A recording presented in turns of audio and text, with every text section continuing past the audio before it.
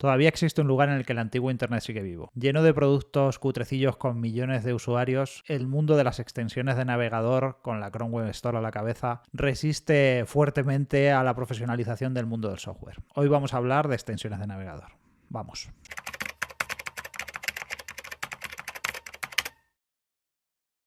Lo primero es hablar de números. El navegador principal del mundo es Google Chrome. Lo utiliza aproximadamente la mitad de la humanidad, que se dice pronto. 3,5 billones de usuarios.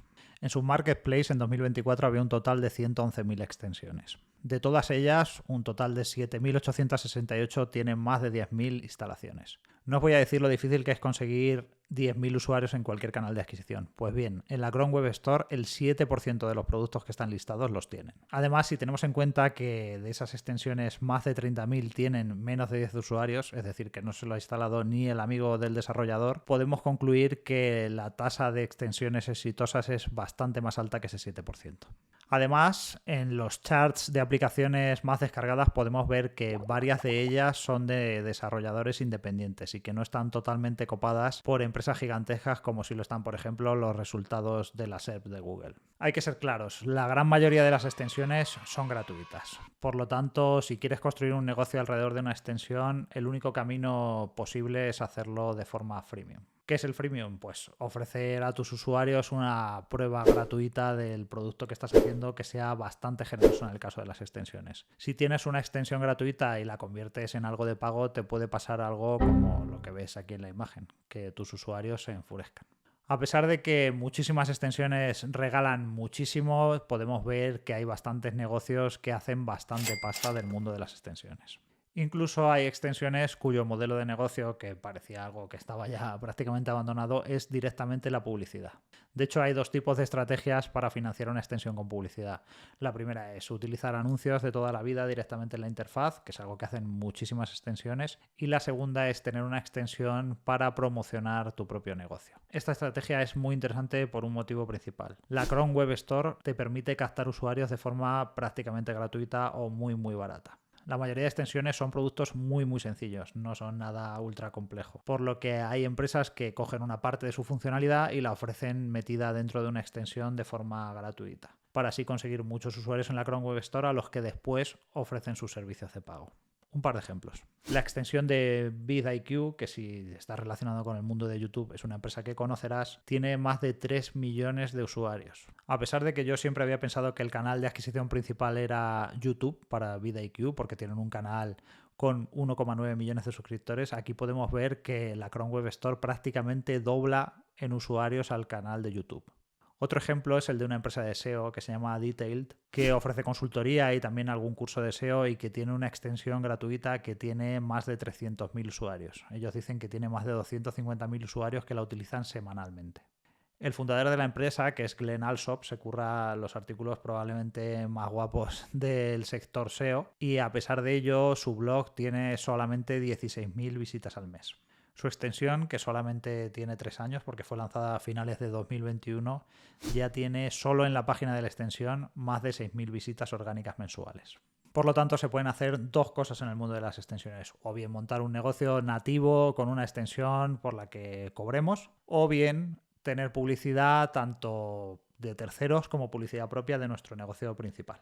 La visibilidad del Chrome Web Store nos permitirá conseguir usuarios que puedan ir tanto a nuestra extensión como a nuestro negocio principal de forma muy barata o prácticamente gratuita. Además, la Chrome Web Store tiene dos particularidades. La primera es que puedes cobrar a tus usuarios como quieras. No te hace falta tener una plataforma de pago integrada de Google ni nada parecido. Puedes utilizar la plataforma que bien te parezca para cobrar a tus usuarios. Por lo tanto, no se queda ningún fee de la facturación que tú obtengas, como a diferencia de la App Store de Apple, que se queda un 30%, o a diferencia de Shopify, que creo que se queda otro 30%. La segunda particularidad es que es una store en la que no hay anuncios. Por lo tanto, todo el posicionamiento es orgánico. No puedes pagar para salir el primero. Y esto es una ventaja para la gente que son desarrolladores indie que tienen poco presupuesto, pero también es un problema para la gente que sí que está dispuesta a pagar por aparecer, porque no saben cómo van a conseguir visibilidad y si la van a conseguir. Así que ahora, después de dejar claro que no se puede pagar por aparecer en posiciones destacadas en la Chrome Web Store, vamos a ver cómo se puede aparecer en una posición destacada en el Marketplace. Como en cualquier marketplace, tienes un trabajo principal que es hacer que tus usuarios estén contentos y dispuestos a contarlo.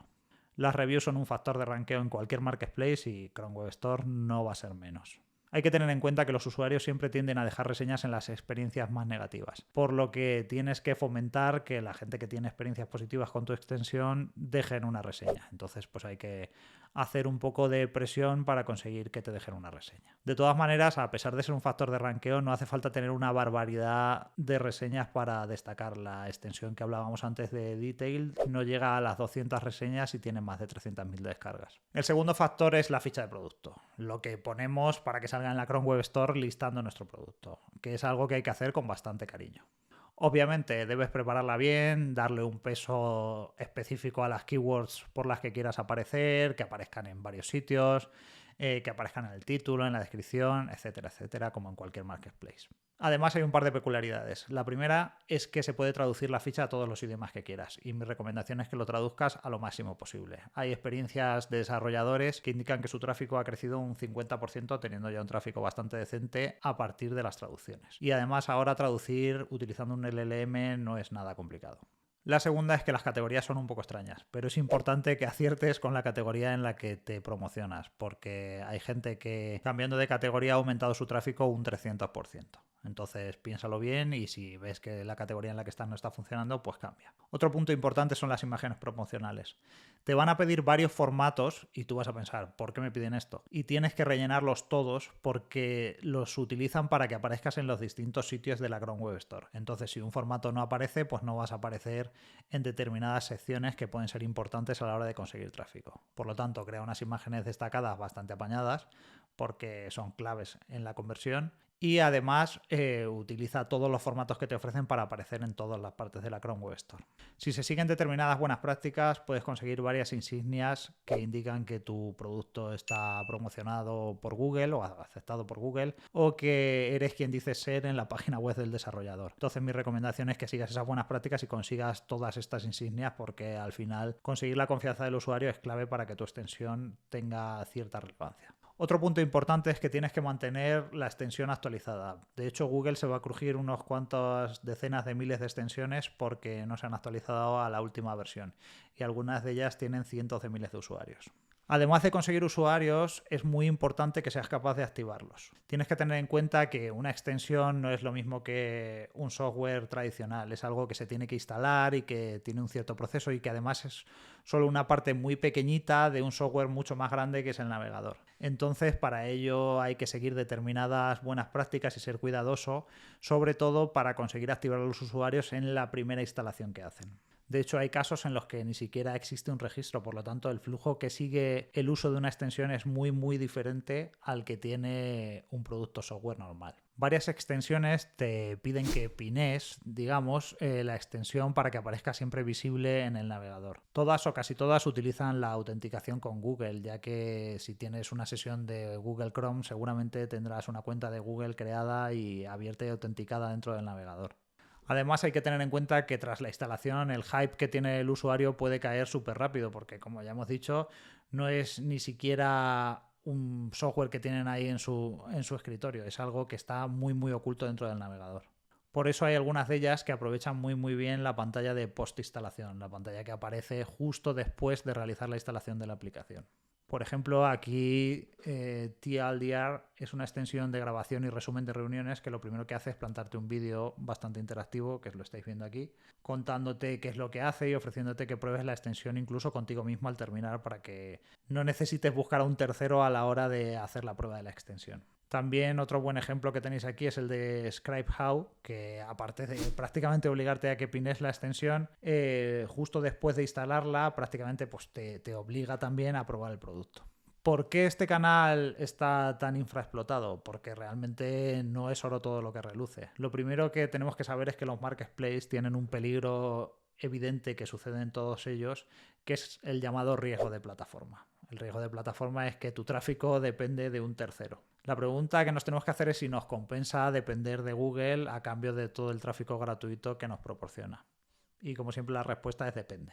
Hay casos en los que ha salido realmente mal. Por ejemplo, uBlock es una de las extensiones más instaladas con 35 millones de instalaciones y aparentemente Google está dispuesto a zumbársela en la siguiente actualización del Chrome Web Store, porque dice que hay determinadas prácticas de seguridad que uBlock no cumple. Claro, que uBlock se dedique a bloquear publicidad, que es básicamente el negocio principal de Google, seguramente no tenga nada que ver con lo que quiere hacer Google con la extensión.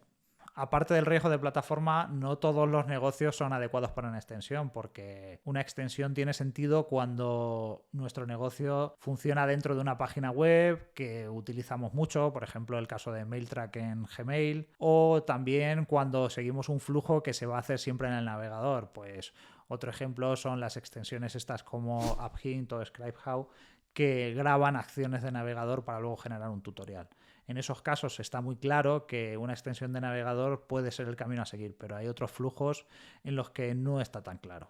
También hay que tener en cuenta que los usuarios pues, son un poco cutrones y que buscan mucho lo gratis. Hay que tener bastante manga ancha a la hora de regalar y por lo tanto pues no es un sitio para vender software enterprise o para vender software vertical. No es un canal adecuado para ninguna de esas dos cosas. Es un sitio para empresas que tengan un producto que sea bastante sencillo y con una audiencia bastante mayoritaria, que lo vayan a vender a un precio muy barato y que puedan regalarlo con su versión gratuita que les permita escalar y no perder mucho dinero regalando a un montón de usuarios. Por ejemplo, una cosa que no vemos tanto en el mundo de las extensiones de navegador son productos con IA, porque está claro que un modelo de lenguajes o te cuesta dinero porque utilizas una API o te cuesta dinero porque utilizas mucha capacidad computacional. Entonces, pues no hay tantas extensiones que ganen dinero utilizando este tipo de negocios porque no pueden regalar, que es lo que triunfa realmente en la Chrome Web Store. Así que dicho esto, espero que os haya interesado el mundo de las extensiones de navegador. Os espero cada semana porque subo un vídeo hablando sobre negocios digitales, así que nos vemos la semana que viene si os suscribís.